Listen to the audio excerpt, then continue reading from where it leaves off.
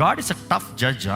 పరలోకంలో మార్కులు 90% మార్కులు లేవు, 99% మార్కులు లేవు, 100 అయితే పరలోకం. ఇసి రక్షించబడ్డ నీవు రక్షించబడిన దానికి రుజువు. అంతము వరకు సహించిన వాడు రక్షింపబడును, అంతము వరకు సహించిన వాడు ధన్యుడు. అంతము వరకు టిల్ ది లాస్ట్. 90% వెళ్ళి ఆగిపోతాం కాదు, కొంతకాలం చేసి ఆగిపోతాం కాదు, కొంతకాలం బ్రతికి చేసి ముగిస్తాం కాదు.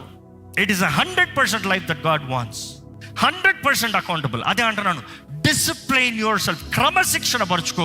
నిన్ను నువ్వు క్రమశిక్షణ పరుచుకున్న తర్వాత దాని నుండి బయటకు ఉండి బ్రతకలేవు. You will be so much stuck in to it. నీ జీవిత విధానమే వేరు ఉంటుంది. అండ్ అభివృద్ధి కనబడుతుంది, నీకే కదా అందరికీ కనబడుతుంది.